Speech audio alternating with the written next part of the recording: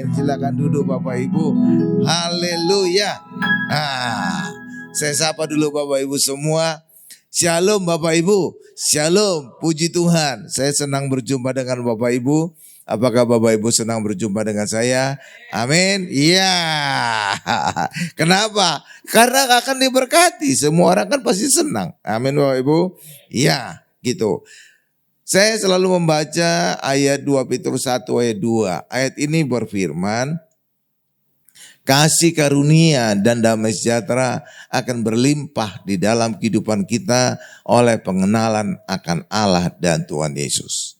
Itulah sebabnya saya selalu khotbah tentang Allah dan Tuhan Yesus. Agar apa? Setiap kita yang hadir, agar setiap kita yang menonton nanti kelak video ini di YouTube, bisa mengalami kasih karunia dan damai sejahtera berlimpah dalam hidupnya. Amin. Iya, saya nggak pernah khotbah tentang kehidupan sehari-hari. Kenapa? Karena kalau kehidupan sehari-hari kita yang ngerjakan. Kalau kita yang ngerjakan, saudara bisa gagal atau seandainya juga sukses, suksesnya terbatas. Tapi ketika kita mengandalkan Tuhan Yesus, kita pasti sukses dan suksesnya luar biasa. Amin Bapak Ibu? Iya dong. Nah, saya khotbah berurutan Bapak Ibu dan puji Tuhan perjanjian lama sudah selesai, Injil sudah selesai, kita sudah masuk ke surat-surat Paulus. Dan ini adalah kitab yang ke-19. Ada yang tahu kitab ke-19 dalam perjanjian baru? Itu adalah kitab Ibrani. Karena itulah judul khotbah kita hari ini adalah Rahasia Kitab Ibrani. Judul khotbah kita adalah Rahasia Kitab Ibrani. Apa judulnya Bapak Ibu? Rahasia Kitab Ibrani. Ya. Nah, kitab Ibrani itu tidak jelas penulisnya Bapak Ibu. Ya, tidak jelas.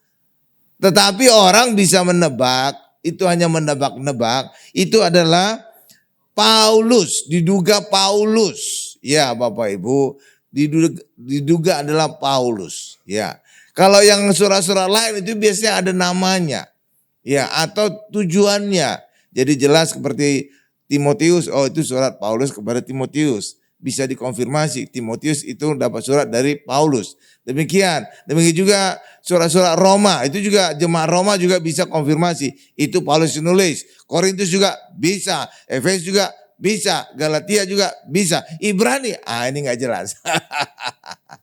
Dan juga surat yang lain juga ada namanya seperti Petrus, 1 Petrus, 2 Petrus, Yohanes juga gitu kan. Jelas namanya.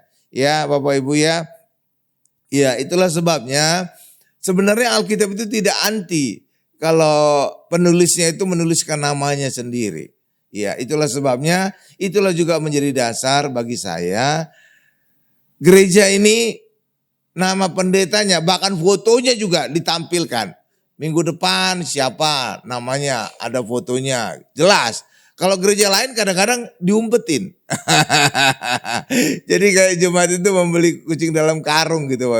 Tapi alasan mereka Alkitabiah, kesannya Alkitabiah. Kenapa? Alasan mereka katanya, gini katanya. Karena jemaat datang ke gereja bukan cari pendeta, cari Tuhan Yesus katanya. Sehingga Pak pendetanya gak perlu ditampilkan katanya. Kita harus dasarnya Alkitab. Alkitab menuliskan penulisnya dan itulah menjadi dasar. Pendeta juga bisa ditampilkan namanya. Ya kan? Kalau seandainya Allah tidak ingin menampilkan penulis dari kitab-kitab di Alkitab, Matius itu enggak ada. Lukas itu enggak ada. Markus itu enggak ada. Yohanes enggak ada. Harusnya apa? Injil 1, Injil 2, Injil 3, Injil 4. Benar kan Bapak Ibu? Lah iya dong. Nyatanya apa? Alkitab ada nama penulisnya kan? Matius, Markus, Lukas, Yohanes. Lah, nggak ada. Lah sama juga dengan pendeta juga. Ya tampilkan aja sekalian fotonya. Dasarnya Alkitab. Amin Bapak Ibu. Karena itulah standar hidup orang Kristen harus Alkitab. Bukan apa kata pendeta, bukan apa kata gereja, bukan apa kata manusia. Amin Bapak Ibu. Tapi apa kata firman Tuhan, apa kata Alkitab. Itu menjadi standar kita. Oke, kalau saudara berdasarkan manusia, pendeta, saudara jadi bingung nanti. Pendeta A ngomong gini, pendeta B ngomong gini, pendeta C ngomong, yang benar yang mana Pak? Kan bingung kan? Iya. Tapi kalau Alkitab kita kan sama. Sama kan? Sama. Itulah sebabnya Ya, saya selalu menampilkan nama pendeta, bahkan fotonya sekalian. Mantap. Iya, walaupun ada juga pendeta kita yang malu-malu kucing gitu, baru ditampilkan fotonya gitu. Namanya cukup, namanya ya udah terserah dia lah. Ya, amin Bapak Ibu ya, terserah dia lah. Oke, ya nggak tahu gitu. Ya, jadi kitab Ibrani itu diduga ditulis oleh Paulus. Nah, dari seluruh pasal dalam Ibrani, saya paling tertarik itu pasal 8. Karena banyak sekali singkapan pada pasal 8 ini. Karena itulah khotbah ini banyak membahas tentang pasal 8. Amin Bapak Ibu. Maka coba kita buka sekarang Ibrani 8 ayat 1 sampai dengan 2. Wah, luar biasa. Udah dekat-dekat kita selesai Bapak Ibu. Seluruh Alkitab loh. Ya, Maret, perkiraan saya Maret itu seluruh Alkitab sampai Wahyu sudah selesai. Puji Tuhan ya. Puji Tuhan ya Bapak Ibu ya. Jadi saudara bisa membaca seluruh Alkitab itu, dengerin dulu khotbah saya. Karena khotbah saya berurutan. Nanti kalau selesai juga Maret Wahyu, saya kembali lagi ke Kejadian. Mulai lagi Kejadian keluar. Dan tetapi itu lebih spesifik. Kalau sebelumnya sekarang ini setiap kitab itu ada satu khotbah saya, satu khotbah saya, satu khotbah saya. Jadi setiap kitab itu diwakili satu khotbah, satu khotbah. Tapi kalau nanti udah selesai Wahyu, kembali lagi Kejadian. Nah, setiap kitab itu banyak cerita-cerita. Seperti misalkan cerita manusia diciptakan, cerita tentang Nuh, cerita tentang air bah, cerita tentang Abraham. Nah, itu banyak kan kisah-kisahnya kan. Nah, itu kita gali lebih dalam lagi. Jadi berkitab juga tapi lebih dalam, dieksplor lebih dalam. Jadi kita benar-benar kembali ke Alkitab. Benar-benar kita lebih paham tentang Alkitab. Termasuk kisah-kisahnya. Luar biasa ya. Nah, Tuhan ngasih saya hikmat sehingga sudah saya buat rencananya gitu Bapak Ibu ya. Dalam kitab Kejadian ada 20 kisah. Nah, itu saya akan tampilkan gitu. Keluaran juga ada berapa kisah, 10 atau belasan kisah. Jadi gitu. Jadi kita tanpa sadar setiap kitab di Alkitab kita paham. Nah, kan? Ya kan? Nggak kerasa kan? Nggak kerasa. Luar biasa. Coba sekarang Ibrani 8 1 sampai dengan 2 ya. Nih, saya bacakan. Bapak Ibu ayat 2 deh supaya kita aktif sama-sama.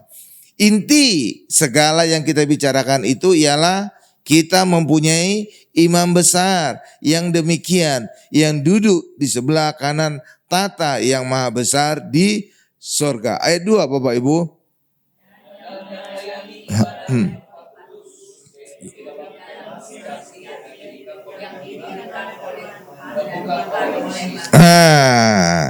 Jadi kita punya imam besar, namanya Tuhan Yesus. Amin Bapak Ibu. Saudara tahu enggak bedanya antara imam dengan nabi? Imam itu adalah wakil manusia di hadapan Allah. Sedangkan nabi adalah wakil Allah di hadapan manusia. Itulah sebabnya nabi lah yang menyampaikan firman-firman kepada manusia atas pewahyuan dari Tuhan. Sedangkan imam itu mewakili kita. Iya Bapak Ibu, mewakili kita di hadapan Allah. Dan imam itu lebih mengerti tentang Allah. Sehingga apa? Tingkat kesalahannya itu bisa semakin kecil. Dibandingkan orang awam langsung berhadapan dengan Allah. Ya, itu Bapak Ibu, itu pasti banyak salahnya, banyak errornya kan. Iya kan Bapak Ibu ya? Iya kan? Iya, sama seperti juga anggota DPR. Iya, mereka mewakili kita dan mereka ngerti tentang undang-undang. Mereka ngerti tugas mereka, kontrol. Mereka ngerti tentang pembuatan undang-undang. Benar gak Bapak? Coba saudara bayangkan, seandainya kita orang awam duduk di bangku DPR. Ngap-ngap kita kan, benar. Kan gak ngerti kita kan. Ngapain nih kan. Gimana cara buat budgetnya, gimana cara ngontrol pemerintah, gimana cara buat undang-undang. Kan bingung kita kan. Tapi mereka udah ahli. Itulah sebabnya mereka hadir di DPR mewakili kita. Dan bisa melakukan tugasnya. Hal yang sama juga dengan imam. Imam itu adalah wakil kita di hadapan Allah. Dan Yesus tahu tentang Allah karena Yesus adalah anak Allah. Maka benar-benar mengerti tentang Allah Bapa sehingga tidak melakukan kesalahan. Coba kalau saudara sendiri yang langsung berhadapan Allah, banyak errornya nanti. Dan kan Bapak Ibu ya, iya. Jadi luar biasa ya. Jadi sebenarnya perwakilan DPR, DPRD segala itu niru Alkitab itu.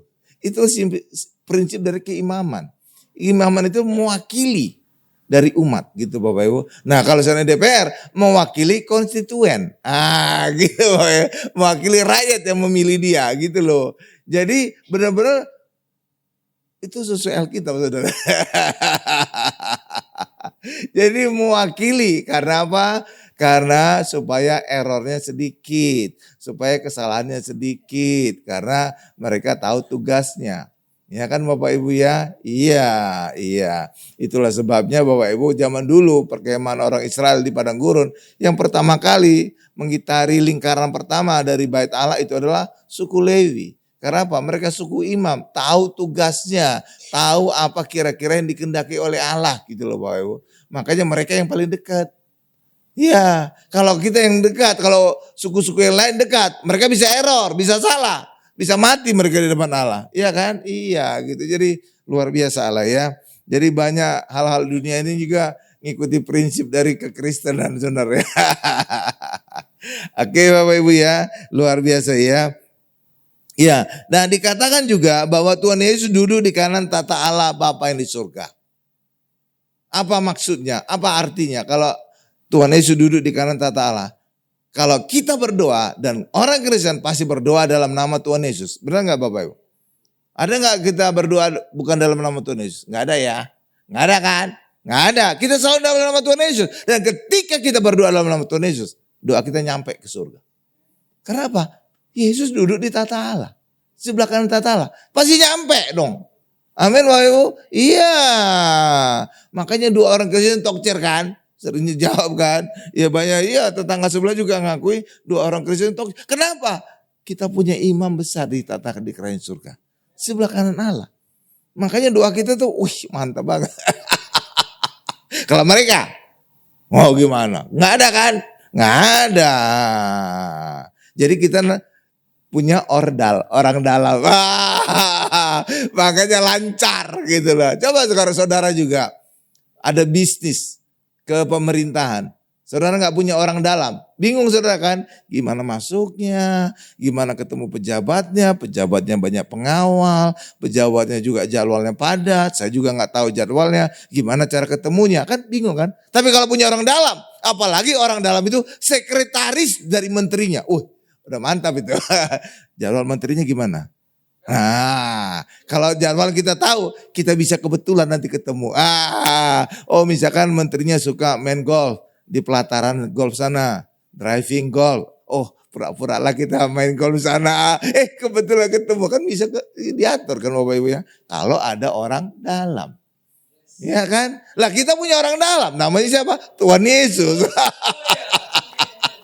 Ya pasti kita mantap semua Bapak Ibu. Di kanan tata Allah. Iya kan luar biasa kan. Iya makanya juga kan banyak pengusaha-pengusaha atau apa kan. Nah nyari kalau ada menteri, pengangkatan menteri baru. Siapa orang dekatnya. Kan biasa gitu kan. Iya biasa itu biasa. Siapa orang dekatnya. Siapa sekretarisnya. Gitu.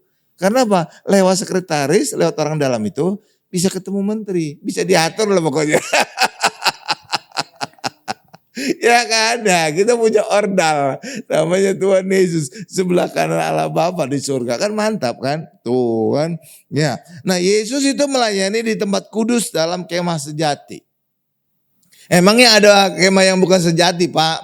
Emangnya ada kemah KW? Ada, dan itu terjadi pada masa Israel. Karena apa? Bait Allah yang ada di Israel itu adalah tiruan, duplikat dari kemah yang sejati. Karena Musa juga ketika disuruh Allah membangun kemah suci di padang gurun. Melihat gambarannya di Gunung Sinai. Dia diperlihatkan oleh Allah. Gini loh kemah suci yang akan engkau bangun. Jadi kemah suci yang ada di Israel itu duplikatnya. Gambarannya. fotokopinya. Amin Bapak Ibu. Jadi bukan yang sejati. Amin Bapak Ibu ya. Iya, jadi itu yang di Israel adalah buatan tangan manusia. Nah karena itulah, karena buatan tangan manusia itu nggak terlalu powerful. Kenapa? Itu fotokopi bukan aslinya. Tapi aslinya ada di kerajaan surga dan Tuhan Yesus ada pelayanan di sana. Itulah sebabnya ada isu-isu akan dibangun lagi bait Allah. Saudara orang Kristen jangan ikut-ikutan, kepo. Jangan ikut-ikutan gimana gitu. Kenapa? Kenapa? Karena kita sudah menjadi bait Allah. Tuhan Yesus adalah bait Allah dan kita juga telah menjadi bait Allah. Karena apa? Roh Allah ada di dalam kita. Makanya kita nggak perlu lagi peduli tentang bait Allah buatan tangan manusia. Lah kita bait Allah kita lebih dahsyat. Tuhan Yesus bait Allah kita. Kita juga telah menjadi bait Allah. Karena apa? Roh Allah ada di dalam kita. Makanya saudara jangan ikut-ikutan kepo ya Bapak Ibu ya. Oh pembangunan bait Allah yang kedua akan dibangun di Israel dan segala macam dan segala macam dan segala macam. Saudara nggak usah ikut-ikutan. Karena apa? Katakan, aku telah menjadi bait Allah dan Tuhan Yesus adalah bait Allah sejati. Amin Bapak Ibu. Iya, enak kan? Luar biasa. Jadi Tuhan Yesus itu melayani di tempat kudus dalam kemah sejati dan itulah kerajaan surga. Nah tugas imam itu apa? Tugas imam itu adalah membawa korban. Coba kita lihat. Dan itulah sebenarnya tugas imam Harun dan anak-anaknya dan keturunannya. Membawa korban. Ya Bapak Ibu ya, membawa korban ya. Ibrani 8 ayat 3. Nih saya bacakan. Ibrani 8, sebab setiap imam besar ditetapkan untuk mempersembahkan korban dan persembahan. Dan karena itu Yesus perlu mempunyai sesuatu untuk dipersembahkan. Jadi imam dulu Harun dan keturunan-keturunannya itu membawa korban. Makanya pertama kali ketika masuk bait Allah ada namanya mesban korban bakaran. Amin Bapak Ibu. Disitulah korban-korban disembelih dan dipotong, dibakar. Amin Bapak Ibu. Jadi tugas imam demikian. Jadi pada perjanjian lama kemah suci itu umumnya adalah memberikan korban. Orang Israel juga ketika berdosa memberikan korban penembus dosa. Memberikan korban ucapan syukur. Memberikan korban. Dan itulah tugasnya imam. Melayani, membantu orang Israel untuk memberikan korban kepada Allah. Tugas imam demikian, memberikan korban hewan. Tapi Tuhan Yesus lebih lagi, bukan memberikan korban hewan, tapi memberikan korban dirinya sendiri. Bukan kita lagi memberikan korban, justru kita hari ini menerima korban. Itulah hari ini kita terima perjamuan kudus. Luar biasa kan? Ya kan? Jadi bukan lagi kita memberi ya, tapi kita menerima. Oke Bapak Ibu ya. Karena itulah ketika saudara juga suatu hari nanti pelayanan, saudara harus memulai pelayanan saudara dengan menerima pelayanan lebih dulu. Amin Bapak Ibu. Iya. Jadi saudara tidak akan bisa melayani secara efektif kalau sebelumnya saudara tidak tahu bagaimana itu dilayani. Benar Bapak Ibu? Iya Bapak Ibu, iya. Jadi kita harus menerima pelayanan dulu. Kita harus dipenuhi dulu. Kita diajar dulu. Barulah kita siap melayani. Kalau enggak kita enggak siap. Amin Bapak Ibu? Iya. Demikian juga ketika saudara melihat perbandingan antara Maria dan Marta. Marta dia memulainya langsung dengan pelayanan. Pelayanannya efektif enggak Bapak Ibu? Tidak. Malah ditegur oleh Tuhan Yesus, Marta, Marta, Marta. Gitu Bapak Ibu ya. Amin. Ya, engkau disibukkan oleh banyak perkara. Tapi satu hal yang penting. Dan itu telah dilakukan oleh Maria. Kenapa? Mendengar Tuhan Yesus, menerima pelayanan Tuhan Yesus.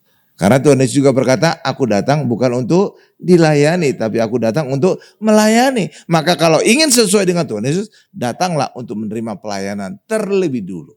Baru setelah kita dilayani Tuhan Yesus, setelah kita diajar oleh Tuhan Yesus, setelah kita dipenuhi oleh Tuhan Yesus, maka kita siap memberikan pelayanan yang terbaik. Itulah sebabnya pelayanan Maria setelah dia menerima pelayanan dari Tuhan Yesus, pelayanan yang luar biasa, mengurapi Tuhan Yesus. Amin Bapak Ibu. Pelayanan yang luar biasa tuh. Enggak ada orang yang mengurapi Tuhan Yesus selain Maria. Benar enggak Bapak Ibu? Iya, bahkan Tuhan Yesus juga memuji dan berkata, di mana saja Injil diberitakan, apa yang Maria lakukan akan selalu disebutkan. Oh, itu kan luar biasa. Amin Bapak Ibu. Iya, hal yang sama juga dengan kita dalam kehidupan sehari-hari. Saudara bisa menjadi dosen yang bagus kalau sebelumnya saudara menjadi mahasiswa yang bagus. Benar nggak Bapak Ibu? Lah iya dong, kalau saudara nggak mahasiswa yang bagus, belum lulus, bagaimana saudara bisa jadi dosen? Apa yang saudara ajar? Benar kan? Lah iya dong, kita harus mengalami dulu bagaimana itu menjadi murid agar bisa menjadi memuridkan orang lain. Lah iya dong, kalau enggak gimana saudara melakukannya? Ya kan Bapak Ibu ya? Iya, makanya juga staf juga gitu. Harus jadi staf dulu baru bisa jadi bos. Kalau tiba-tiba ada bos karbitan, pasti dia itu gitu Bapak Ibu. Benar, coba. Pasti dia nggak ngerti ngapain nih cara mentreatment memperlakukan staf-stafnya bawahannya juga dia pasti nggak ngerti, iya kan? Kalau tiba-tiba di karbit gitu bahwa langsung ditempatkan di posisi atas, pasti dia nggak ngerti aja. Harus merangkak dari bawah, tapi merangkak dari bawah pun harus ya singkat lah supaya dia bisa nanti dalam posisi yang tinggi. Tapi harus dari bawah supaya apa? Dia tahu apa yang harus dia lakukan. Amin Bapak Ibu ya. Iya. Jadi jangan langsung ditaruh aja. Oh karena anak saya langsung taruh di posisi tinggi. Nanti dia gak ngerti apa yang dia kerjakan. Harus dari bawah dulu. Tapi mungkin ya waktunya singkat. Setahun posisi ini, setahun posisi ini. Jadi minimal dia ngerti dulu apa yang harus dia lakukan. Baru dia ketika dia posisi di atas. Dia tahu apa yang harus dia lakukan kepada staf-stafnya. Amin Bapak Ibu. Jangan langsung di atas. Bingung nanti dia. Dibodohin dari stafnya. Apalagi stafnya itu kayak licik itu lihat. Bos saya ini karbitan. Saya bodoh-bodohin aja. Saya ngedrive. Dia bos. Tapi saya yang lebih pintar dari dia. Kan bisa kan? Bisa ngasih masukan-masukan. Yang ya gitulah. Iya kan Bapak Ibu ya. Karena itulah kita harus juga belajar dari bawah ya Bapak Ibu ya. Nah. Coba kita lihat pelayanan Yesus itu pelayanan yang jauh lebih agung. Coba Ibrani 8 ayat 6 sampai dengan 7. Pelayanan Yesus adalah pelayanan yang lebih agung. Karena itulah bagi orang Kristen kita harus mengacu kepada pelayanan Tuhan Yesus. Kalau saudara juga ingin mengalami hidup yang lebih agung, yang lebih mulia. Tapi kalau saudara mengikuti perjanjian lama, mengikuti keimaman Harun, saudara akan hidup di dalam hukum Taurat. Ketika saudara hidup dalam hukum Taurat, maka saudara yang ngerjakan. Maka apa? Keagungannya terbatas, kemuliaannya juga terbatas. Amin. Karena saudara yang lakukan. Sama seperti juga kehidupan kita sehari-hari. Kalau saudara yang lakukan, kan terbatas sesuai dengan kemampuan saudara. Terbatas sesuai dengan kepintaran saudara. Terbatas dengan kekuatan saudara. Benar Bapak Ibu? Tapi ketika kita mengandalkan Tuhan, sukses kita tidak terbatas. Sukses yang besar. Amin Bapak Ibu? Iya dong. Iya. Nah, makanya kita selalu andalkan Yesus. Maka kemuliaan, keagungan kita alami. Itu jauh dibandingkan orang yang melakukan pelayanan sesuai dengan kekuatannya sendiri. Amin Bapak Ibu? Amin. Amin. Luar biasa. Coba Ibrani 8 ayat 6 sampai 7 ini saya bacakan. Tetapi sekarang ia ini huruf besar berarti Yesus telah mendapat suatu pelayanan yang jauh lebih agung. Karena ia menjadi pengantara dari perjanjian yang lebih mulia. Yang didasarkan atas janji yang lebih tinggi. Luar biasa pelayanan Yesus ya. Ayat 7. Sebab sekiranya perjanjian yang pertama itu tidak bercacat. Apa perjanjian pertama? Perjanjian lama. Ya, bercacat itu kata ayat bukan kata saya. Tidak akan dicari lagi tempat untuk yang kedua. Nah, ini saya jelaskan. Yang ayat 6 pertama kali. Jadi pelayanan Yesus itu luar biasa ya Bapak Ibu ya. Pelayanan yang jauh lebih agung. 1. 2. Perjanjian yang lebih mulia. 2. Yang ketiga, janji yang lebih tinggi. Itulah sebabnya ketika kita hidup kekristenan kita mengandalkan Tuhan Yesus, berfokus kepada Tuhan Yesus, 3 hal yang dia punya Yesus juga kita alami. Luar biasa kan? Ya kan? Lebih agung, lebih mulia dan lebih tinggi. Saudara ingin nggak demikian? Pasti ingin kan? Makanya selalu berfokus kepada Tuhan Yesus, selalu mengandalkan Yesus. Mantap. Iya Bapak Ibu. Tapi ketika orang Kristen atau pendeta mengandalkan kekuatannya sendiri, mengandalkan hanya kehidupan sehari-hari, pelayanan biasa-biasa Bapak Ibu. Tapi puji Tuhan, saudara lihat gereja Mount Hermon, saya selalu berfokus kepada Tuhan Yesus. Benar gak Bapak Ibu? Berfokus kepada Tuhan Yesus. Dan hasilnya apa? Lihat pelayanan Mount Hermon Church. Banyak mujizat kan? Ada kesembuhan, bebas operasi, ada berkat, mau dipulihkan, ada bisa ngusir setan. Kan banyak kan? Hal-hal besar kan? Itu karena berfokus kepada Tuhan Yesus. Hidup saudara juga demikian. Ketika kita percaya kepada Tuhan Yesus, berfokus Tuhan Yesus, Markus 16 ayat 17-18 berlaku bagi kita. Tanda-tanda mujizat menyertai kita. Luar biasa kan? Jadi orang Kristen bukan ngejar mujizat, bukan. Kita mengejar Tuhan Yesus. Ketika kita mengejar Tuhan Yesus, semua ditambahkan. Mujizat ditambahkan, berkat ditambahkan, kuasa ditambahkan. Tuh kan? Luar biasa kan? Iya, karena itulah benar ini. Karena apa? Pelayanan Tuhan Yesus itulah jauh lebih agung, ya, lebih mulia dan lebih tinggi. Itulah sebabnya ketika kita berfokus pada Tuhan Yesus, inilah yang kita alami. 3 hal tadi. Oke, lebih agung, lebih mulia dan lebih tinggi. Ayat 7 saya jelaskan. Ayat 7 scroll Bu biar gak kepotong.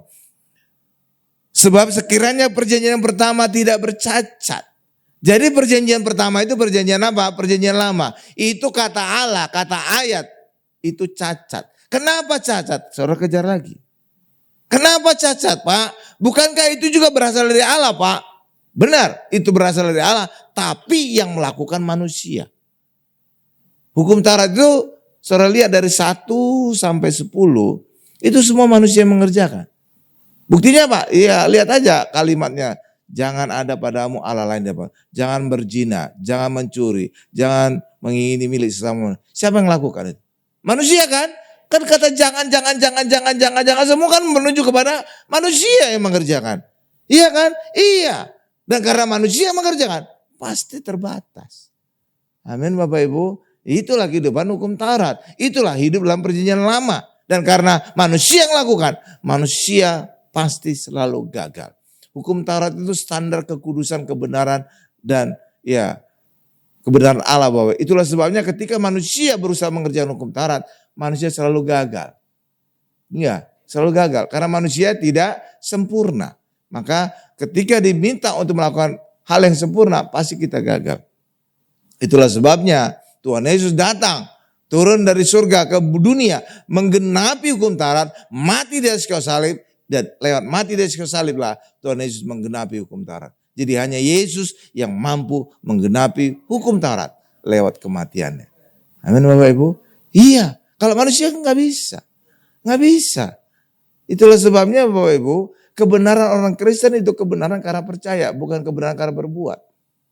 Mana Pak ayatnya? Coba ini tak ada tambahan ayat Pak Karel. Roma 10 ayat 4. Nanti kita kembali lagi ke Ibrani ini ya. Iya. Karena itulah orang Kristen tidak melakukan utara sebagai syarat kita menjadi benar di hadapan Allah. Tetapi walaupun kita tidak melakukan hukum Taurat sebagai syarat untuk benar di hadapan Allah, kita tetap melakukan hukum Taurat, tetapi sebagai buah. Ya, jadi bukan untuk menjadi benar. Kita sudah benar ketika percaya dan di dalam Yesus. Dan ketika kita sudah benar di dalam Yesus, maka hendaklah kita jangan mencuri, hendaklah kita jangan membunuh, hendaklah kita berzina. Jadi kita tetap melakukan Taurat, tetapi sebagai buah, bukan sebagai syarat di depan. Jadi saudara tidak bisa berkata, berdoa kepada Allah, Tuhan saya sudah tidak mencuri, saya tidak berzina, saya tidak membunuh, maka saya menjadi benar di hadapan-Mu. Tidak. Karena apa? Saudara benar bukan karena perbuatan saudara melakukan Taurat, tapi saudara benar dengan percaya kepada Tuhan Yesus yang telah menggenapi hukum Taurat. Amin. Beda ya. Tapi hukum Taurat tetap kita lakukan, tetapi sebagai buah. Coba kita lihat. Ya, Roma 10 ayat 4. Nih saya bacakan ya, Roma 10 ayat 4. Ini tambahan ayat. Sebab Kristus adalah kegenapan hukum Taurat, sehingga kebenaran diperoleh tiap-tiap orang yang percaya. Jadi Tuhan Yesus telah menggenapi hukum Taurat. Dan kita benar dengan apa? Percaya, itu kata ayat. Kok bisa Pak dengan percaya saya sudah benar Pak? Nih saya kasih ilustrasi, saya kasih perbandingan. Ini sering saya ulang-ulang. Ketika saudara makan di restoran, pasti saudara harus bayar. Benar gak Pak? Gak mungkin saudara gak bayar, benjol sama satpam nanti. Benar kan? Tapi ada satu kondisi saudara tidak perlu bayar. Kalau seandainya di restoran itu juga makan teman saudara, mentraktir saudara. Ya Bapak Ibu ya, maka bagian saudara hari ini ketiga itu apa? Cukup percaya bahwa saudara ditraktir oleh teman saudara. Nggak perlu lagi membayar makanan saudara. Amin. Jadi saudara bisa makan gratis kalau saudara percaya bahwa teman saudara membayari saudara. Jadi cukup percaya kan. Hal yang sama juga dengan kerohanian. Tuhan Yesus telah membayar dosa kita. Telah membayar syarat-syarat untuk benar di hadapan Allah. Maka bagian kita hari ini percaya bahwa Yesus telah melakukan hukum Taurat. Sederhana kan? Seperti traktir tadi. Saudara kan harus bayar. Tapi saudara bisa tidak bayar kalau apa? Ada teman yang membayari. Maka bagian saudara bukan membayar tapi percaya. Saudara lihat itu? Perbandingannya. Saudara lihat? Gampang kan? Hal yang sama kerohanian juga demikian. Jadi saudara tidak perlu melakukan hukum Taurat untuk menjadi benar di hadapan Allah. Tapi cukup percaya bahwa Yesus telah membayar syarat kebenaran kita. Selesai. Maka kita dianggap benar di hadapan Allah. Gampang kan? Gampang kan? Tuh, jadi orang Kristen itu pinter ya. Tahu mana yang enak, cukup percaya. Tuh kan? Tapi kalau tetangga sebelah, mereka harus berbuat. Benar kan Bapak Ibu ya? Makanya ketika mereka mati juga di kuburan, pasti imam mereka berkata, diterima di sisi Allah sesuai dengan amal perbuatannya. Kan? Benar kan? Selalu mengacu kepada perbuatannya. Tapi orang Kristen gak ada pendeta ngomong demikian. Diterima di sisi Tuhan Yesus sesuai dengan amal perbuatan. Gak ada. Dipecat itu pendeta. Karena apa? Setiap pendeta pasti tahu bahwa kita berkenan di hadapan Allah. Kita diterima di hadapan Yesus karena percaya kepada Yesus. Bukan karena perbuatan kita. Amin. Tapi gak tahu seringkali berbeda di kuburan dengan di mimbar. Nah, benar Pak Yo. Kalau di kuburan semua pendeta percaya bahwa orang Kristen diterima di sisi Yesus karena percaya Yesus. Tapi kalau di mimbar seringkali mereka berkata sebaliknya. Kamu harus lakukan ini, kamu harus lakukan ini. Gak konsisten ya. Gak konsisten ya. Iya kan Pak Yo ya. Ya harus konsisten dong. Kalau di kuburan bilang diterima di sisi Yesus sesuai dengan ya karena kita percaya dan dalam Yesus udah cukup itu aja. Di mimbar juga harus demikian khotbahnya, iya kan? Karena kadang-kadang berbeda kan? Iya kan? Iya luar biasa. Jadi kita orang Kristen, kita percaya Yesus dan juga di dalam Yesus maka hukum Taurat itu tidak lagi kita lakukan. Tapi kita lakukan sebagai buah. Ketika kita sudah percaya Yesus, di dalam Yesus maka kita lakukan sebagai buah. Amin Bapak Ibu. Amin. Amin. Contohnya apa sih Pak? Contohnya, saya ingin ngajak ke kita dalam aplikasinya kira-kira. Anak orang kaya perlu kerja enggak untuk dapat makan? Enggak kan? Kenapa? Bapaknya kaya. Ya kan? Tinggal minta aja. Pak, Ma, lapar. Makan dong. Dapat kan? Ya kan Bapak Ibu ya? Jadi dia dapat makan tanpa kerja. Tapi kalau orang yang sederhana, dia harus jualan dulu, kerja dulu, baru dia dapat makan. Benar kan Bapak Ibu ya? Tapi ketika anak-anak orang kaya itu sudah mendapatkan segala sesuatu dari bapaknya, maka biasanya orang tuanya mewariskan perusahaannya, mewariskan pekerjaannya. Nak, bapak sudah tua, kamu lanjutkan ya usaha bapak. Jadi ada tugas yang diwariskan. Amin Bapak Ibu ya. Jadi tugas ini bukan untuk dia dapat makan. Udah dapat makan duluan dia. Benar Bapak Ibu ya. Jadi tugas itu ya ketika dia sebagai keturunan dari orang kaya tadi. Maka tidaklah dia melakukan tugasnya. Benar Bapak Ibu? Jadi tugas itu dia lakukan bukan untuk dia dapat makan. Dia udah dapat makan di depan. Paham Bapak Ibu ya? Nah, hal yang sama juga dengan kita. Kita sudah benar di dalam Yesus, maka kita melakukan tarat bukan sebagai syarat tapi sebagai buah. Amin Bapak Ibu. Iya, lihat perbandingannya. Nah, kan saudara pinter kan, bisa melihat beda. Oh iya Pak ya, bedanya gitu. Nah, kan keren ya.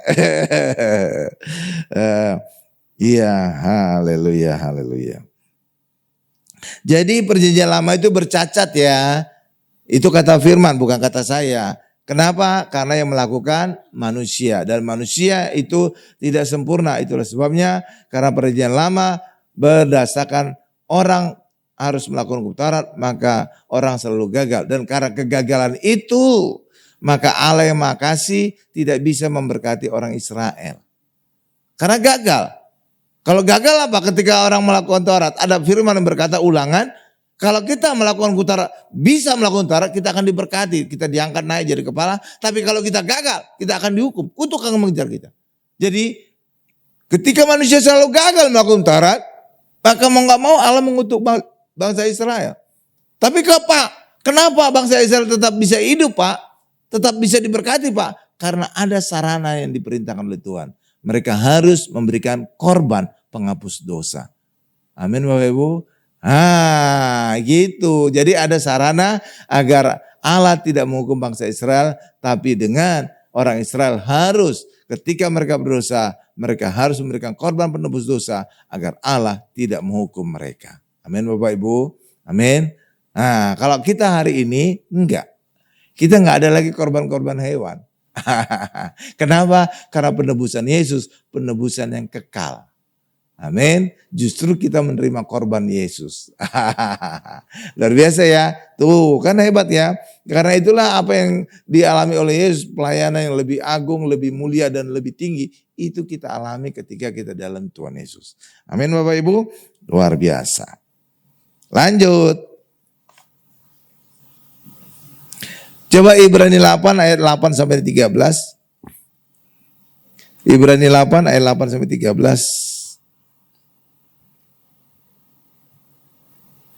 Nih saya bacakan, kita gantian ya Bapak Ibu ya. Ini juga nanti saya akan singkapkan. Ada satu hal yang juga yang banyak sekali orang Kristen salah ya. Nanti kita lihat. Ya, luar biasa singkapan ini supaya saudara juga bisa memahami. Kalau saudara, Alkitab bahkan Tuhan Yesus juga berkata, dari dalam hati ada apa Bapak Ibu? Hal-hal yang jahat. Dari dalam hati keluar hal-hal dosa. Benarkah Bapak Ibu ya? Perjinan, pencederaan dan segala macam. Tapi itu sebelum Tuhan Yesus mati. Tapi ketika Tuhan Yesus telah mati, maka di dalam hati kita bukan lagi hal jahat. Makanya orang Kristen jangan berpikiran apa yang keluar dari hati kita hal jahat. Enggak. Karena apa? Karena lewat kematian Yesus, hati kita yang jahat juga telah dikuduskan. Bahkan Yesus menuliskan hukum Taurat di hati kita. Jadi di hati kita bukan lagi hal-hal yang jahat. Bukan lagi hal-hal yang dosa. Benar? Tapi coba tanya orang-orang Kristen di luar sana. Apa kata Alkitab tentang dari dalam hati keluar hal-hal apa? Pasti mereka bilang hal-hal jahat. Benar. Karena Tuhan Yesus juga ngomong demikian. Tapi itu diucapkan oleh Yesus sebelum kematiannya. Jadi saudara harus bedakan sebelum kematian dan setelah kematian. Amin Bapak Ibu. Kenapa bisa berbeda? Karena sebelum kematian itu mesti suasana perjanjian lama. Tergantung kepada manusia. Tapi setelah kematian Yesus, darahnya dicurahkan. Ini darah perjanjian. Maka setelah kematian Tuhan Yesus, segala manusia yang percaya kepada Tuhan Yesus masuk dalam perjanjian baru. Jadi sudah berbeda. Amin. Iya, makanya banyak pendeta juga salah. Nggak bisa membedakan antara perjanjian lama dengan perjanjian baru. Apa buktinya Pak? Ini saya tunjukkan bukti ya. Yang sering saudara juga dengar. Banyak pendeta sana di luar sana berkata, bertobatlah kamu supaya kamu sembuh. Bertobatlah kamu supaya kamu diberkati. Bertobatlah kamu supaya kamu dilepaskan. Sering gak saudara dengar? Oh selalu Pak. Benar gak Bapak Ibu? Benar gak Bapak Ibu? Benar kan? Benar kan? Selalu gitu kan? Saudara tahu gak? Itu sebenarnya salah. Loh kok bisa salah Pak? Karena itu suasana perjanjian lama. Jadi harus ada dulu yang manusia lakukan dengan bertobat, dengan memberikan korban, barulah Allah merespon dengan memberkati manusia. Tapi dalam perjanjian baru, tidak. Kita mendapatkan dulu kebaikan Allah, barulah lewat kebaikan Allah yang kita alami, itulah yang menuntun orang kepada pertobatan. Pertobatannya di belakang perjanjian baru. Sedangkan perjanjian lama, pertobatannya di depan. Harus bertobat dulu, pertobatan itu sebagai syarat. Kalau itu, iya kan? Tuh buktinya. Banyak pendeta juga gak bisa membedakan perjanjian lama dengan perjanjian baru. Iya. Jadi iya gitu Bapak Ibu. Itulah sebabnya hari ini kita telah percaya Yesus. Maka kita hidup dalam perjanjian baru. Amin Bapak Ibu. Kalau perjanjian baru itu beda dengan perjanjian lama. Kenapa Pak dalam perjanjian lama manusia harus melakukan sesuatu dulu baru Allah merespon dengan segala berkat? Karena dalam perjanjian lama belum ada yang bayar. Tuhan Yesus belum hadir. Tuhan Yesus belum menebus manusia. Maka manusia sendiri harus membayarnya dengan pertobatannya, dengan korbannya, dengan perbuatannya. Tapi dalam perjanjian baru sudah dibayar Yesus. Lunas lagi. Itulah sebabnya kita bisa dapatkan sesuatu di depan. Karena Yesus telah bayar. Benar Bapak Ibu? Iya. Makanya tempatkan Yesus. Maka saudara bisa membedakan perjanjian lama dengan perjanjian baru. Kalau enggak, saudara enggak bisa membedakan. Dan terbukti banyak pendeta masih ngomong seperti tadi, perjanjian lama. Benar Bapak Ibu? Bertobatlah supaya kamu sembuh. Bertobatlah supaya kamu diberkati. Dan segala macam. Benar? Kenapa? Karena perjanjian lama belum ada yang bayar. Maka manusia harus membayar dengan pertobatannya, dengan korbannya, dengan perbuatannya. Sedangkan perjanjian baru, Yesus telah membayar lunas. Maka kita bisa mendapatkan segala sesuatunya di depan. Lihat bedanya? Banyak pendeta nggak tahu kan? Tuh kan? Karena apa? Mereka jarang korban tentang Tuhan Yesus. Sehingga apa? Tidak disingkapkan oleh Allah. Padahal dengan kehadiran Yesus, maka perjanjian itu berubah. Dari perjanjian lama menjadi perjanjian baru. Saudara itu, salib ini merubah segalanya. Amin. Iya, makanya pendeta juga harus berubah. Bukan pertobatan di depan, pertobatan itu di belakang. Dan itu terbukti Bapak Ibu.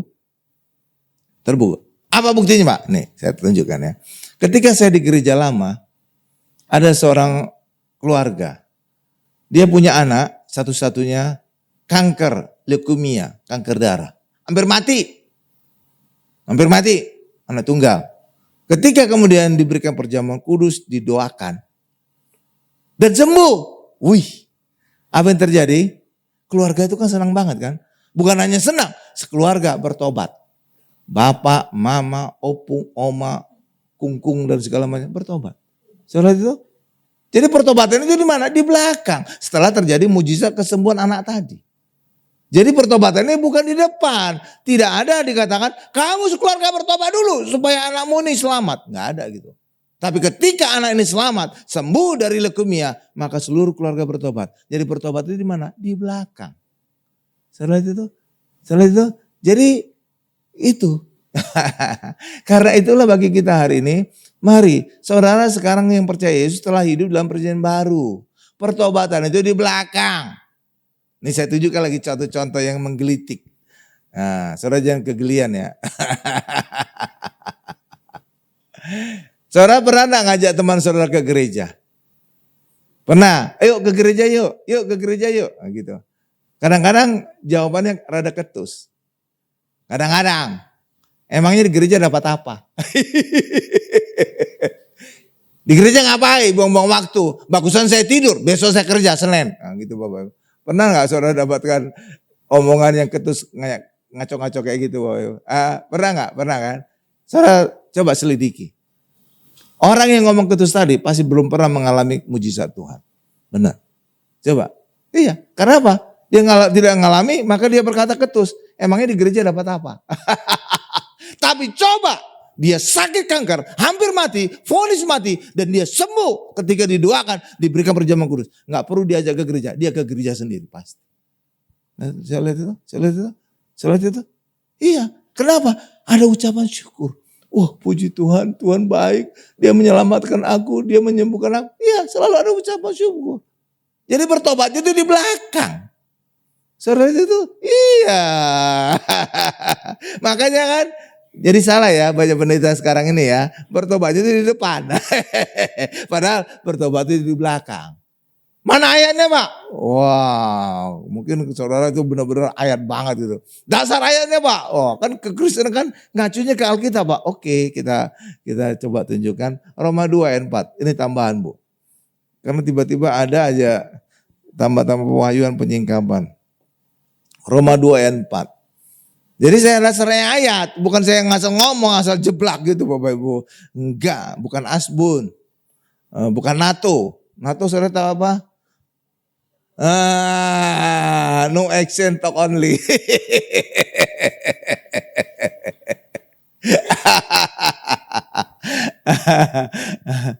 Roma 2 ayat 4 nih, saya bacakan ya.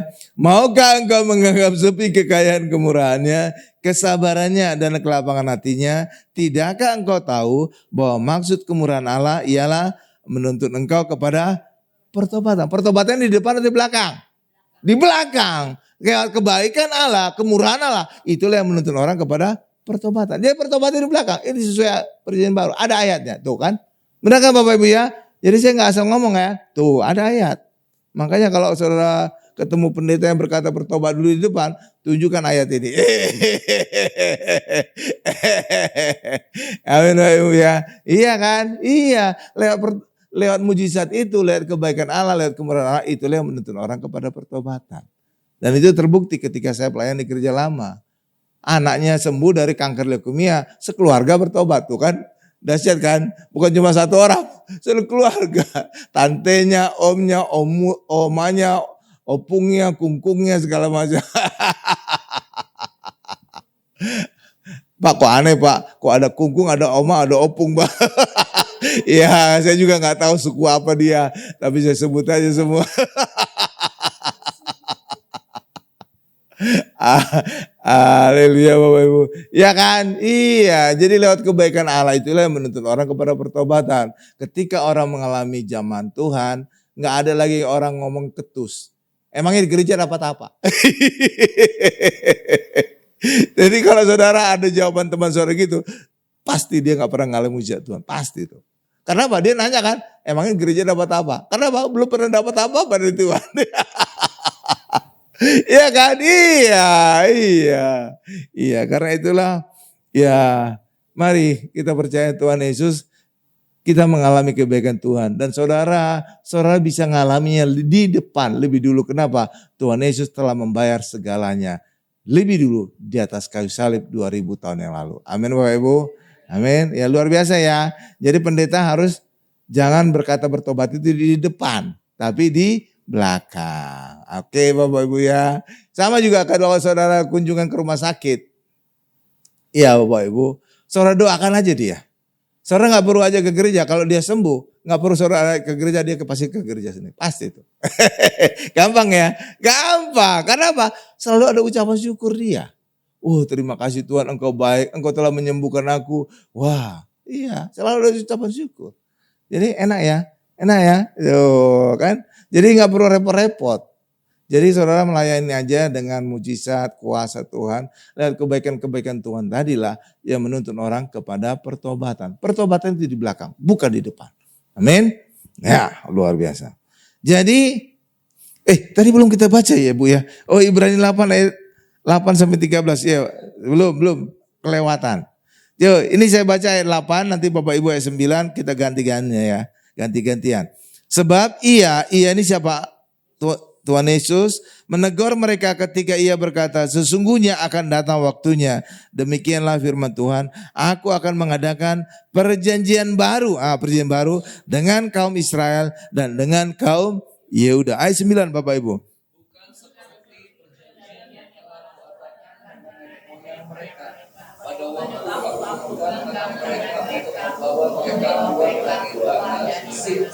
Jadi ini ya terus.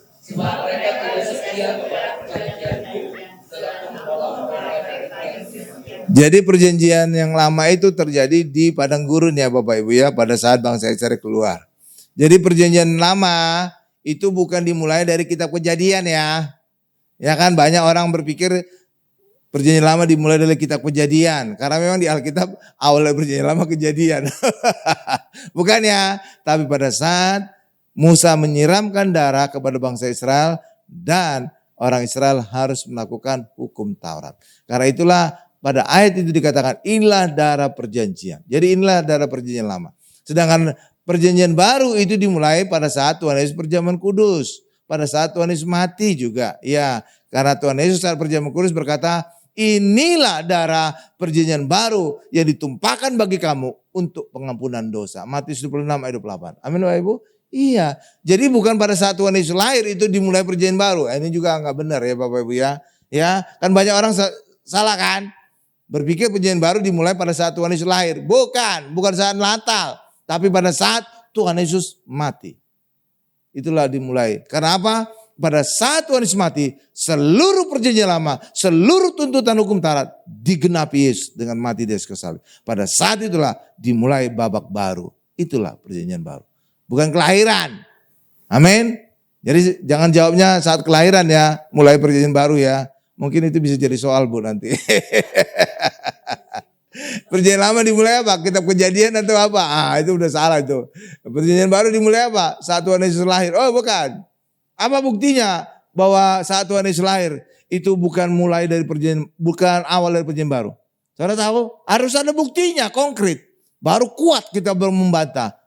Buktinya pada saat Tuhan Yesus berusia 8 hari dia disunat secara fisik. Dan sunat fisik itu ciri perjanjian lama. Perjanjian baru tidak lagi ngomong sunat fisik. Saudara itu? Ya sunat rohani kan? Benar kan? Ya. Yang kedua, bukti lagi. Pada saat Tuhan Yesus usia 40 hari, Tuhan Yesus diserahkan ke bait Allah oleh Yusuf dan Maria. Dan pada saat Tuhan Yesus diserahkan ke bait Allah, Yusuf dan Maria memberikan korban hewan 2 burung tekukur. Benar Bapak? Itu ciri perjanjian lama. Karena perjanjian lama masih ada korban hewan. Sedangkan perjanjian baru nggak ada lagi korban hewan. Benar Bapak? Jadi 2 ciri inilah menjadi bukti bahwa kelahiran Yesus bukan awal dari perjanjian baru. Saudara itu? Karena apa? Yesus masih mengalami perjanjian lama. Masih harus mengikuti aturan perjanjian lama. Jadi belum saat kelahiran Yesus dimulai perjanjian baru. Paham Bapak? Jadi ada dasar gitu. Jadi orang Kristen itu nggak salah ngomong. Amin Bapak Ibu ya. Benar ya? Benar kan? Kan Tuhan Yesus umur 8 hari kan disunat kan? Iya, itu bukti perjanjian lama itu masih. Iya, di umur 40 hari diberikan ke bait Allah. Memberikan korban kan? Burung tekukur kan? Itu kan ciri perjanjian lama. Korban hewan. Benar kan? Iya. Jadi saudara bisa membantah dengan bukti-bukti. Maka kalau seadanya pendeta berkata kelahiran Yesus adalah awal perjanjian baru, tunjukkan aja bukti tadi. Dia gak bisa ngomong itu pasti. Ya benar Ibu ya. Ya, jadi kita harus agak pintar gitu, cerdas gitu ya. Jadi nggak asal ngomong ya. Tadi ayat berapa tadi? Ya, sekarang 10 saya yang baca ya. Maka inilah perjanjian yang kuadakan dengan kaum Israel sesudah waktu. Inilah perjanjian baru. Demikianlah firman Tuhan. Aku akan menaruh hukumku. Lihat tuh Bapak Ibu. Aku akan menaruh hukumku dalam akal budi mereka dan menuliskannya dalam hati mereka. Maka aku akan menjadi Allah mereka dan mereka akan menjadi umat. Stop dulu, jangan dibaca dulu.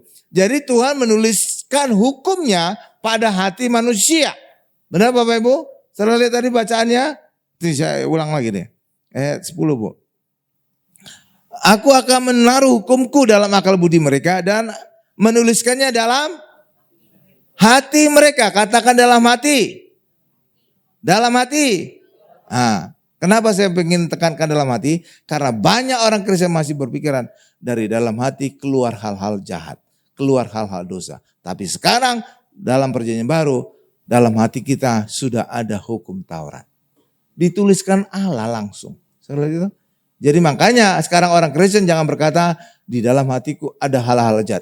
Bukan. Sekarang udah ada hukum Taurat dituliskan Allah di hati kita. Tuh lihat kan? Jadi berdasarkan ayat. Amin Bapak Ibu. Makanya orang Kristen jangan lagi berkata dari dalam hatiku keluar hal-hal jahat. Enggak. Udah ada hukum Taurat di hati kita. Jadi itulah sebabnya ketika hukum Taurat sudah di hati kita, selalu ada niat baik dari hati kita. Bukan lagi hal-hal jahat. ingin menolong orang. Kayak ada dorongan deh, aku ingin nolong dia. Kayak ada dorongan deh, harus mengampuni dia. Kayak ada dorongan deh, aku harus membantu dia. Jadi dari hati itu udah muncul hal-hal baik. Karena dituliskan Allah hukumnya di hati kita. Amin. Jadi bukan lagi hal-hal jahat ya. Makanya orang Kristen jangan lagi berkata, dari dalam hati keluar hal-hal jahat. Itu perjanjian lama itu. Walaupun itu dikatakan oleh Tuhan Yesus. Jadi selama Tuhan Yesus belum mati, itu masih dalam lingkupan perjanjian lama. Amin. Amin. Iya, termasuk juga doa Bapa kami. Itu sebenarnya dalam nuansa perjanjian lama. Pokoknya perjanjian baru dimulai pada saat Yesus mati.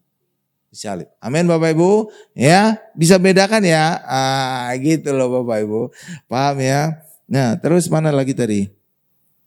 Jadi dari dalam hati tidak lagi kita ngomong hal-hal jahat ya. Ayat 11 Bapak Ibu.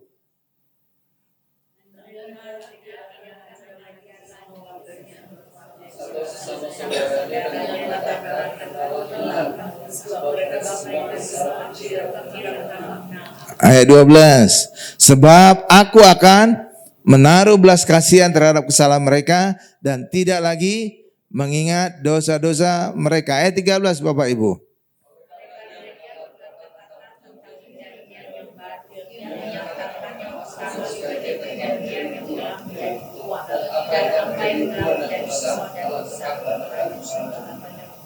Nah, oke Bapak Ibu. Jadi tadi saya sudah jelaskan, coba kembali ayat 12 Bu.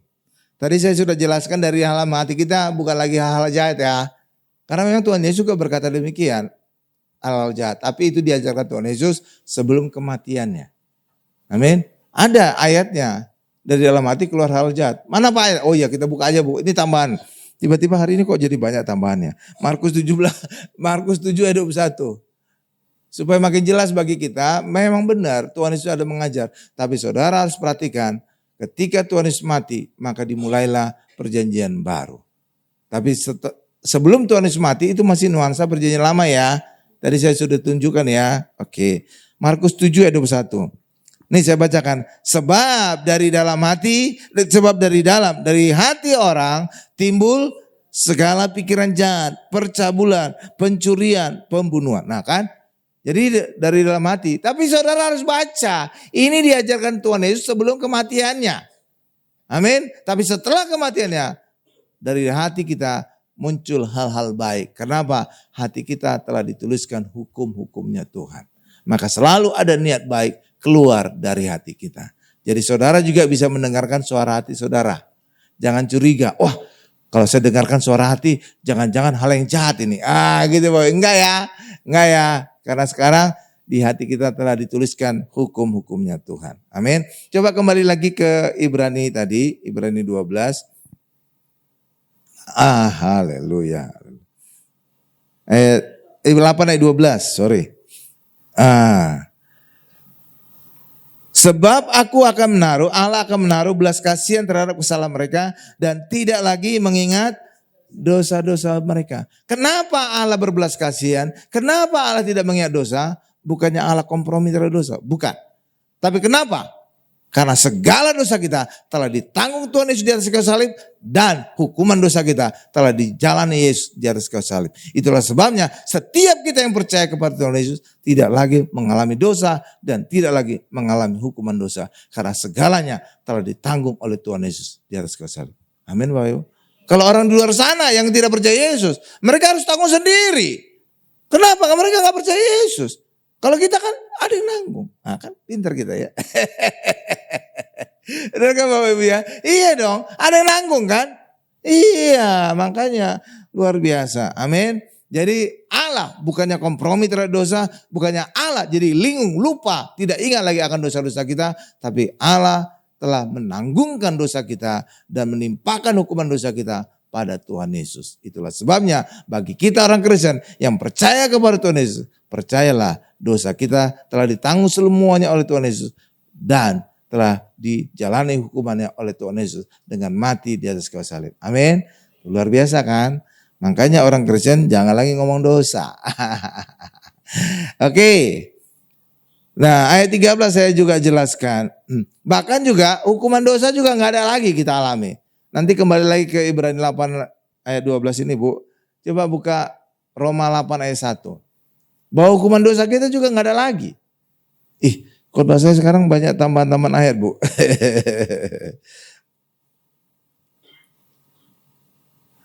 Roma 8 ayat 1. Demikianlah sekarang tidak ada penghukuman bagi mereka yang ada dalam Kristus Yesus. Amin. Maka tidak ada lagi hukuman. Kenapa tidak ada hukuman? Karena dosa kita sudah tidak ada lagi. Setelah ditanggung Yesus. Jadi pas, cocok ya. Cocok kan? Oh, luar biasa kan? Sekarang kembali lagi ke Ibrani 12 tadi. 8 ayat 12. Jadi hukum Taurat itu udah dituliskan Allah di hati kita. Jadi selalu ada niat baik dari hati kita ya Bapak Ibu ya.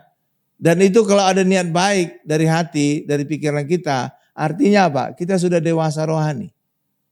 Iya, seperti anak kita lah ketika masih kecil. Saudara kan seringkali harus memaksa dia harus sekolah kan.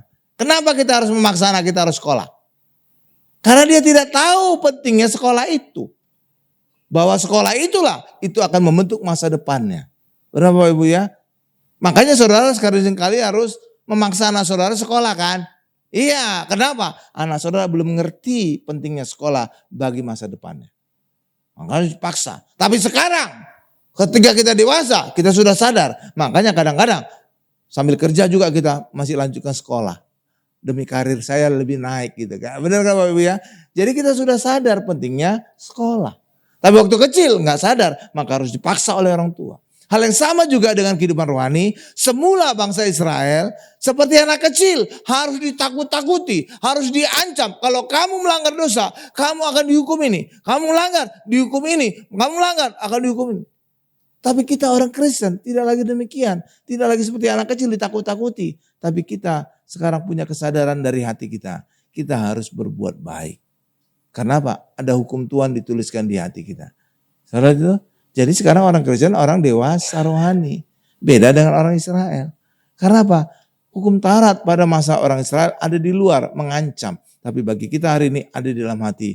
Yang mendorong kita untuk selalu berbuat, melakukan hal-hal yang baik. Amin. Dewasa kan? Iya dong. Iya. Iya. Iya, haleluya. Sekarang Ibrani 10 ayat 19. Jadi banyak banget ayatnya ya.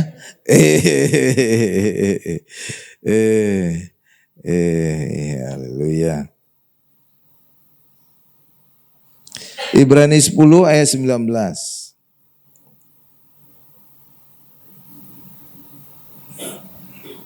Tapi sejauh ini saudara bisa lihat ya, banyak singkapan ya Bapak Ibu ya. Iya. Ya puji Tuhan lah. Jadi bukannya saya pinter Bapak Ibu banyak singkapan juga enggak. Banyak orang lebih pintar dari saya. Tapi kenapa? Ketika kita berfokus kepada Tuhan Yesus, Tuhan itu kayak nambah-nambahkan hikmat kepada saya. Tambah-tambahkan pewahyuan. Dan ayat ada berkata demikian. Ketika kita tidak berfokus kepada Tuhan Yesus, maka pikiran kita, ayat yang ngomong bukan kata saya. Ayat berkata pikiran kita menjadi tumpul dan hati kita berselubung. Jadi kita nggak banyak terobosan, nggak banyak singkapan. Dan lanjutkan lagi. Tapi semuanya disingkapkan di dalam Kristus Yesus. Iya, itu ada ayatnya. Rasul Paulus yang menulis. Amin Bapak Ibu. Itulah sebabnya. Saudara lihat aja Rasul Paulus. Tulisan-tulisannya kan penuh pewahyuan kan. Luar biasa ya. Iya luar biasa. Luar biasa. Coba Ibrani 10 ayat 19. Ini saya bacakan.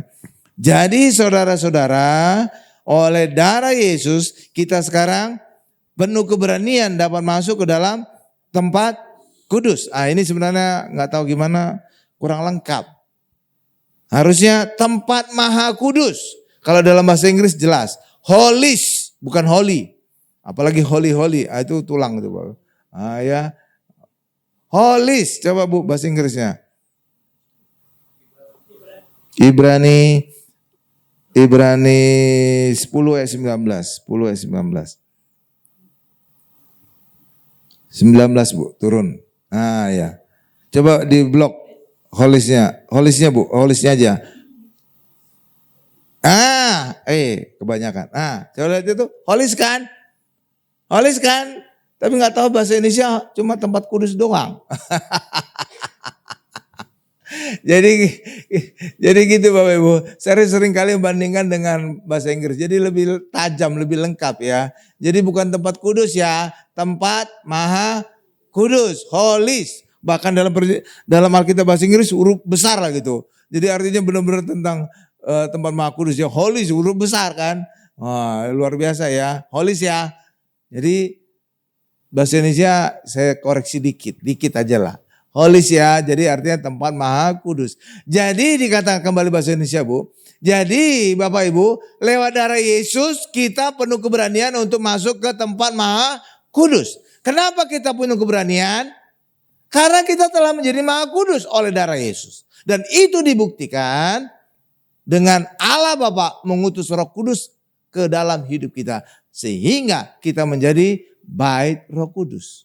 Roh Kudus itu Allah. Pasti membutuhkan tempat maha kudus. Dan kita oleh darah Yesus telah menjadi tempat maha kudus. Makanya Roh Kudus bisa turun atas kita. Tapi orang di luar sana yang tidak percaya Yesus, mereka tidak maha kudus. Itulah sebabnya Roh Kudus tidak akan pernah turun atas mereka.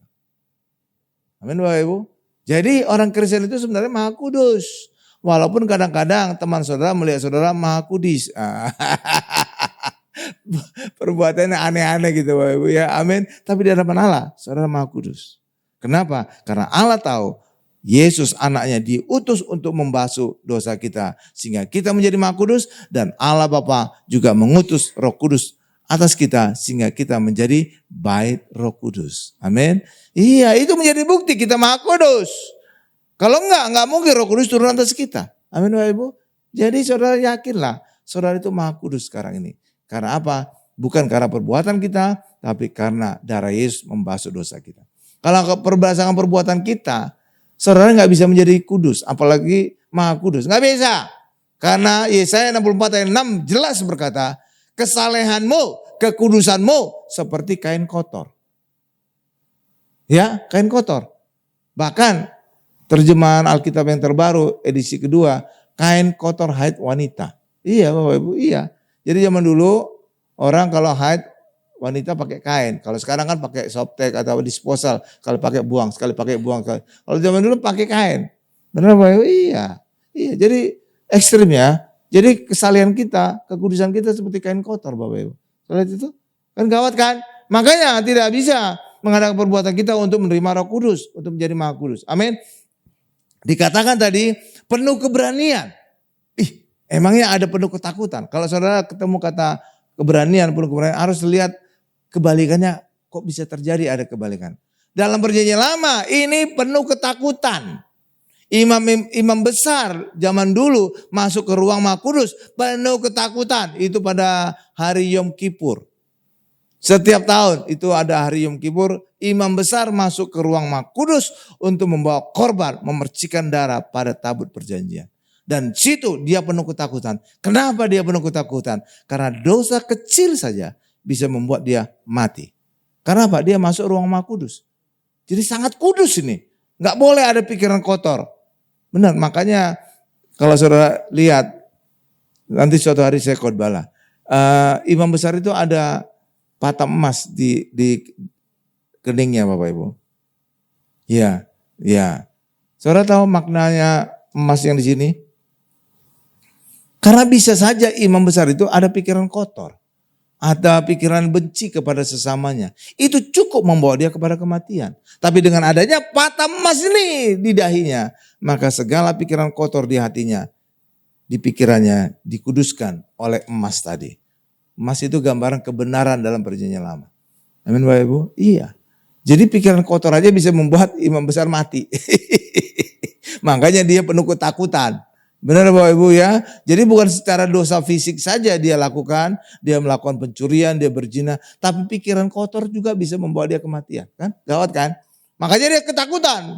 Jangan sampai dia ada pikiran kotor. Mati saya nanti. Iya Bapak Ibu. Iya. Makanya ada ini gitu Bapak Ibu.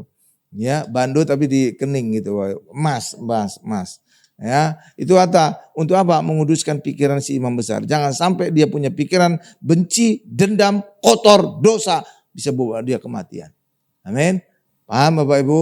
Makanya Tuhan Yesus juga berkata, bukan hanya berzina secara fisik saja, tapi pikiran kotor pun engkau mengingini wanita, itu bisa membuat engkau dihukum. Benar Bapak Ibu? Iya, nah itu sesuai.